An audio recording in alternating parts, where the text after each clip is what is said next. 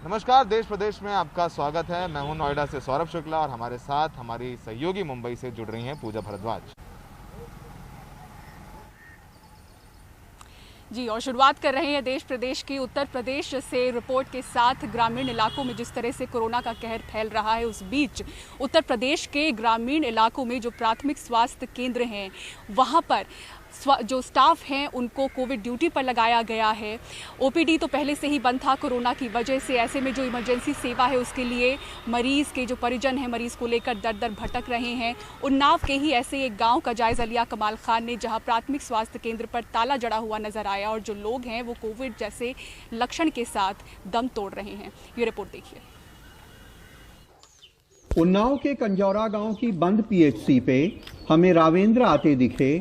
उन्हें जुकाम बुखार है, डर रहे हैं कि कहीं कोरोना ना हो, लेकिन पीएचसी का बंद ताला देख मायूस हुए। हमको 2-1 दिन से बुखार आ रहा है, खांसी आती है, तो वही दवा लेने आए थे। लेकिन यहाँ कोई है ही नहीं, ताला बंद है, महीनों से नहीं आ रहे हैं। तो आज सोचा कि हो सकता है आ गए हों, क्योंकि इससे पहले शिकायतें की जा चुकी हैं, लेकिन यहाँ कोई आया नहीं। पीएचसी तो पीएचसी, इस गांव में मातृ एवं शिशु कल्याण केंद्र तो कभी खुलता ही नहीं। यहाँ हर तरफ झाड़ झंखाड़ उगे हैं। एक कमरे में झाड़ झंखाड़ भरा हुआ है, दूसरे कमरे के अंदर स्ट्रेचर पे बिल्ली आराम कर रही है। इस गांव में मातृ एवं शिशु कल्याण केंद्र की दीवार पे तस्वीर में तो एक गर्भवती महिला की सेवा हो रही है और लिखा भी हुआ है प्रसव पूर्व देखभाल एवं प्रसव सेवाएं। लेकिन गांव के लोगों का कहना है कि शायद जब से बना है कुछ दिनों के लिए ही ये खुला था, बाकी हमेशा बंद रहता है। यहाँ दीवार पे एक सूचना पेंट की गई है कि अगर इस केंद्र का कोई कर्मचारी घूस मांगे तो टोल फ्री नंबर पे बताएं। यहाँ लिखा है कि घूस मांगने पे उसकी शिकायत करें, तो ऐसी कोई समस्या तो नहीं है? समस्या साहब यहाँ कोई आता ही नहीं है। क्या घूस जो है ताला और दीवार मांगेगी, ये कोई आता ही नहीं है। गांव में भाईलाल के घर उनका परिवार सूप बना रहा है। भाईलाल भी सूप बनाते थे, बीमार हुए, कई जगह इलाज के लिए गए, लेकिन गुजर गए। गरीबी ने ठीक से शोक भी मनाने न दिया। रोजी रोटी कमाना मजबूरी है। 2 डॉक्टरों की दवाई यहाँ करवाया पावा में, वहाँ से कोई फायदा नहीं हुआ। फिर एक डॉक्टर बरबटपुर के पास किन्ना है, वहाँ करवाया, वहाँ भी कोई फायदा नहीं हुआ। उसके बाद वो गुजर गए। कमल दादी के बहुत दुलारे थे। बताते हैं कि दादी के मन्नत मांगने से वो पैदा हुए थे। कहते हैं कि उन्हें अफसोस रहेगा कि जिस दादी ने इतना प्यार किया, जब वो बीमार हुई तो उसे बचा न सके। दादी को हमारे बुखार था और 3-4 डॉक्टरों को दिखाया गया था। गांव के अस्पताल हमारा बंद था, इसलिए बाहर से हम लोग दवा ला रहे थे। हाँ। और बची नहीं? नहीं बची नहीं। कोरोना का टेस्ट हुआ था? कोरोना का टेस्ट नहीं हुआ था। गांव के प्रधान कहते हैं कि आसपास की 9 ग्राम सभाओं की करीब 20,000 की आबादी इस पीएचसी पे निर्भर है। गांव में एक महीने में 20 लोगों की मौत हो गई है, लेकिन पीएचसी नहीं खुली। ताला बंद है तो लोग झोला छाप डॉक्टर से दवा करा लेते हैं। अगर आराम नहीं मिला, बहुत दिक्कत ज़्यादा बढ़ गई, तो फिर प्राइवेट नर्सिंग होम में जाते हैं, उन्नाव या कानपुर या शफीपुर। भयानक महामारी के एक दौर में जब इस गांव में तमाम मौतें हो रही हैं कोरोना के लक्षणों से, इस तरह से स्वास्थ्य केंद्र का बंद होना ये खतरनाक संकेत है। उन्नाव के कंजौरा गांव में गौरव शर्मा और राजेश गुप्ता के साथ कमाल Khan, NDTV India.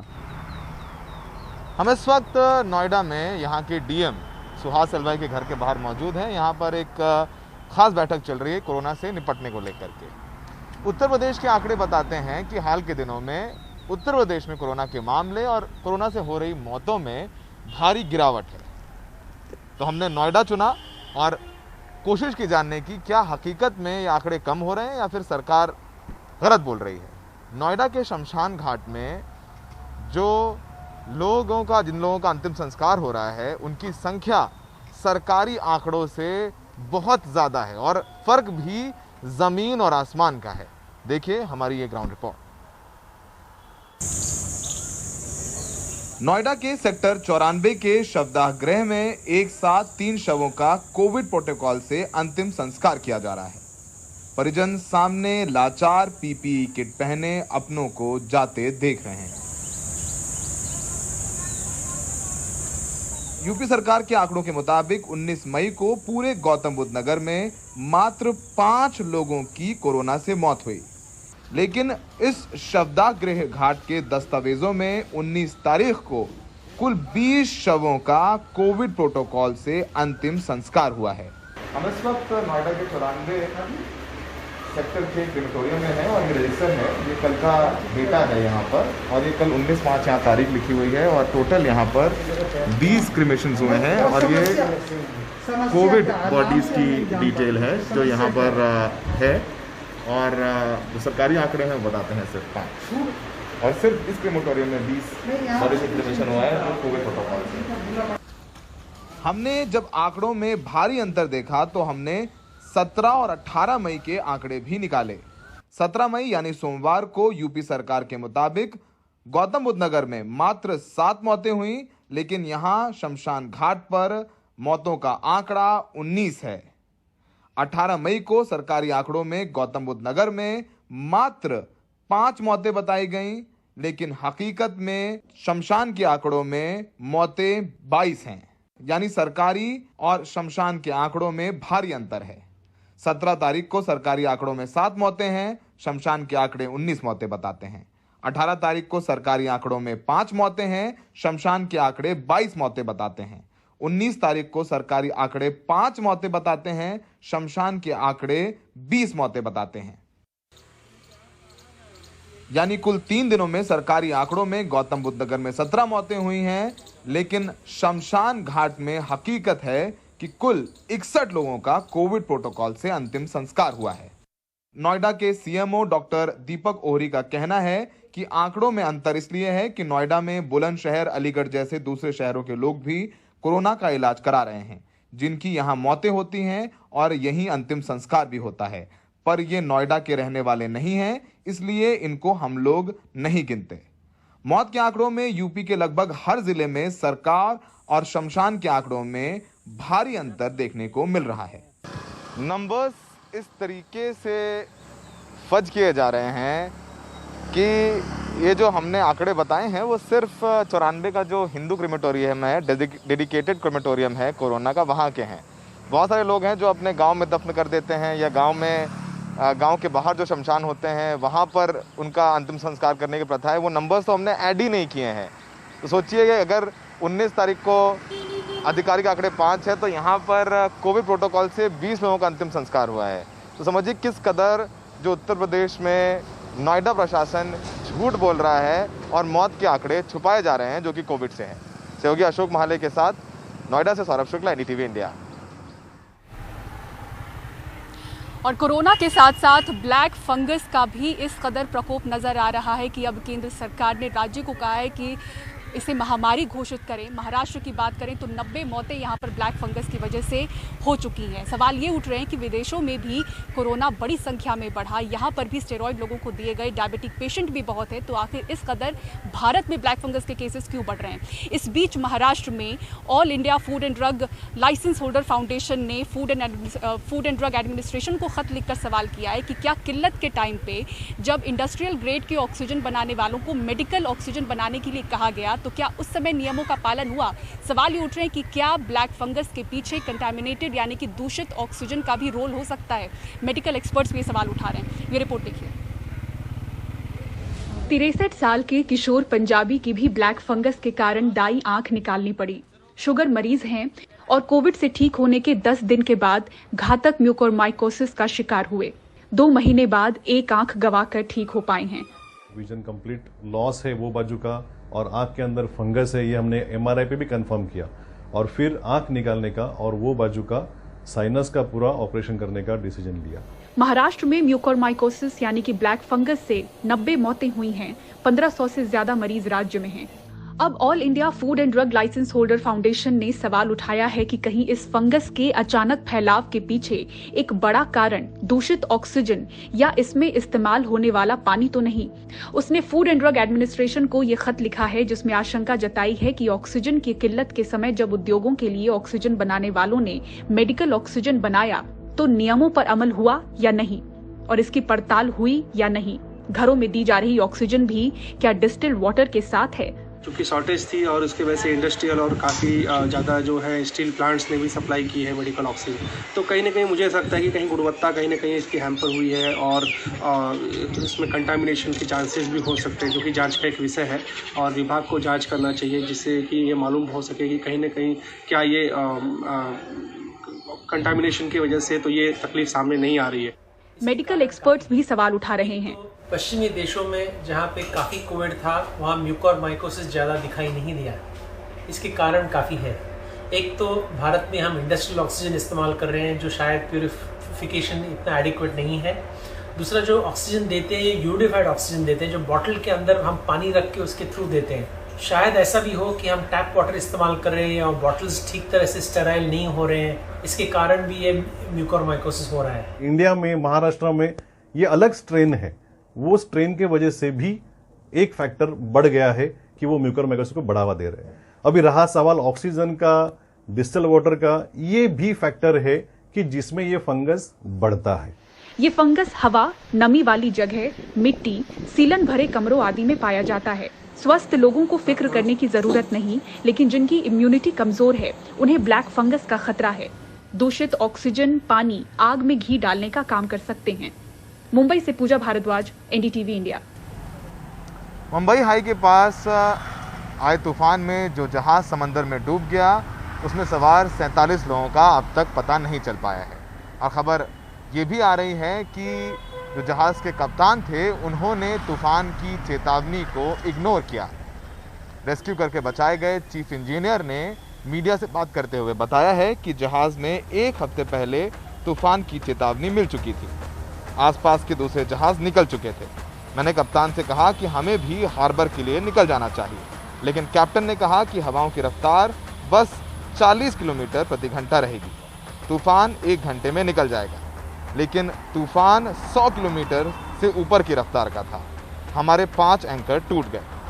Chief engineer का यह भी कहना है कि जहाज में जो बचाव की नौकाएं थीं उसमें भी कई पंचर थे, वरना और भी लोगों को बचा लेना संभव होता।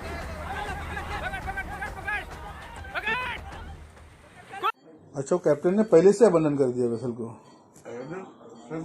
वो प्रमोद से ही बात किया था, उसका नहीं, हम लोग पहले बोला जब। नहीं, प्रमोद ने आपको क्यों नहीं बोला वेसल पुल आउट करके मुंबई लेके आओ जब साइक्लोन हो रहा है तभी? उसका पवन ने बोला हुआ, कैप्टन से बात हुआ था। कैप्टन ने नहीं लेके गया? उसमें बात हुआ था, तभी नहीं आ पा रहा है तब बात की में। नहीं, हाँ, जब साइक्लोन स्टार्ट हुआ तब सारे वेसल आ गया। किसका? मेरा आलम शेख। हाँ, मैंने फॉर्म भरा ना। हाँ, जब तब वेसल क्यों नहीं लेके आया? भाई हूँ, ब्रदर तब क्यों नहीं गया? वो 40 के ऊपर जाएगा नहीं। कॉन्टेक्ट नंबर बताओ। कैप्टन ने बोला 40 नॉट के ऊपर विंड जाएगा नहीं। 11 बजे शुरू होगा, 12 बजे खत्म हो जाएगा। तो कैप्टन को सिलेक्ट कौन किया था? एक बार तो किया होगा, ऑफिस किया होगा। ऑफिस किया ना? अच्छा, ये आरपीएसएल कौन किया? उदय शिपिंग। अच्छा, ठीक है। तो ये कैप्टन का वजह से ही पूरा सारे कुछ हो गया, सब गड़बड़ हुआ। हाँ, कैप्टन और क्लाइम रेफ का वजह से वेसल हादसा हुआ। तो अगर इतने लोग जो मारे, इसके जिम्मेदार कौन है अभी? कैप्टन और क्लाइंट है? ठीक है। मतलब नहीं, आप आराम करो, आराम से। अभी कैप्टन लापता है, मिला नहीं। और आप लोग जब साथ में थे उसमें से कितने लोग कट गए पॉपुलर में? मेरा तो एक आदमी पकड़ गया पॉपुलर में। अच्छा, ठीक है। मतलब नहीं, आप ये ट्रीटमेंट लो आप। हाँ, बात करते, ठीक है। और इस बड़े हादसे पर महाराष्ट्र सरकार के मंत्री नवाब मलिक का कहना है कि वहां काम ओएनजीसी का चल रहा था, जिम्मेदारी उसी की बनती है और इस पूरे मामले पर जो भी जिम्मेदार है उसके खिलाफ आपराधिक कार्रवाई होनी चाहिए।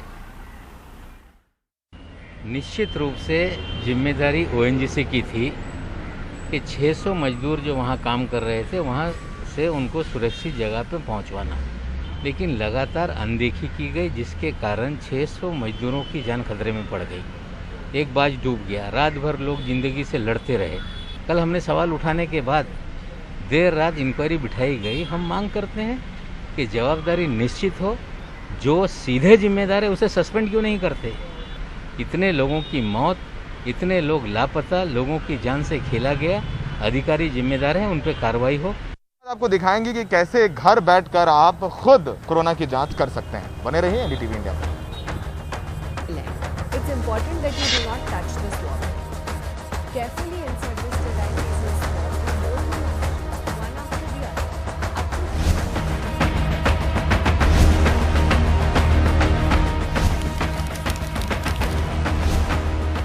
ब्रेक के बाद आपका देश प्रदेश में स्वागत है। अब आप घर बैठे खुद जांच सकते हैं कि आपको कोरोना है या नहीं। माई लैब नाम की कंपनी ने कोविशील्ड नाम की एक एंटीजन रैपिड किट बनाई है, जिसे ICMR ने फिलहाल मंजूरी दे दी है।